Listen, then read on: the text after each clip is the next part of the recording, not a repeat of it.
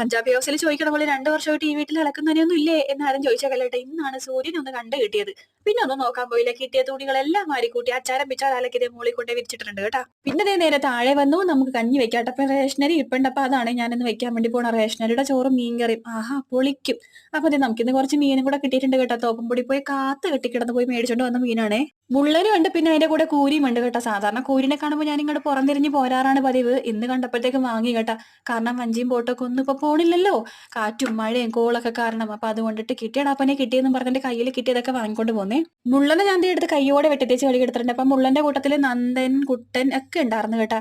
ഇതൊക്കെ ഒന്നും ആൾക്കാരുടെ പേരല്ലേട്ടാ, മീനിന്റെ പേരാണേ. വേറൊന്നും കൊണ്ടല്ല. കുട്ടനും നന്ദനൊക്കെ ആരാണെന്ന് ചിലപ്പോൾ ചോദിച്ചെന്നിരിക്കും. കാരണം നമ്മുടെ ഇവിടെ പറയണ പേരായിരിക്കില്ലല്ലോ വേറെ നാടുകളില്.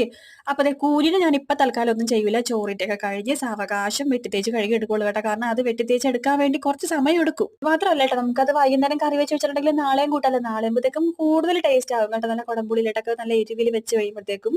പിന്നെ ദേ നമ്മുടെ മുള്ളൻ കറി വെക്കാൻ വേണ്ടിയിട്ട് ഞാൻ ചട്ടി അടുപ്പത്ത് വെച്ച് വെളിച്ചെണ്ണ ഒഴിച്ചു. ഇഞ്ചിയും പച്ചമുളകും ഉള്ളിയും കറിവേപ്പിലൊക്കെ വഴറ്റാനിട്ടിട്ടുണ്ട്. മീൻകറിയുടെ കൂടെ ഇത്തിരി പച്ചക്കറി എന്തെങ്കിലും വെക്കണ്ടേ. അപ്പൊ അതിന് വേണ്ടിയിട്ട് ഒരു കുഞ്ഞു കോളിഫ്ലവർ ഇരിപ്പുണ്ടായിരുന്നു. ഒരു ഉരുളക്കിഴങ്ങും പിന്നെ ഇത്തിരി സോയയും കൂടി എടുത്തിട്ട് അതൊരു മസാലക്കറി പോലെ ആക്കി എടുത്തിട്ടുണ്ട് കേട്ടോ. അപ്പത്തേക്കും നമ്മുടെ മീൻകറി ദേ ഇവിടെ റെഡി ആയി വന്നിട്ടുണ്ട്. അപ്പൊ ആ കറിയുടെ ഉപ്പും പുളിയൊക്കെ ഞാൻ നോക്കണേ.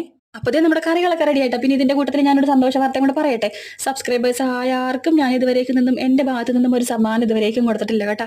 അപ്പൊ നമ്മുടെ യൂട്യൂബ് ചാനൽ തുടങ്ങി ഈ ഒരു നിമിഷം വരെ എനിക്ക് കമന്റ് ചെയ്തിട്ടുള്ളവരിൽ നിന്നും ടോപ്പ് കമന്റർ ആയിട്ടുള്ള 3 പേർക്ക് ഞാൻ സമ്മാനം കൊടുക്കുന്നതായിരിക്കും, അതും ഓണത്തിന്. അപ്പൊ അത്ര ഉള്ളൂ. ടാറ്റാ.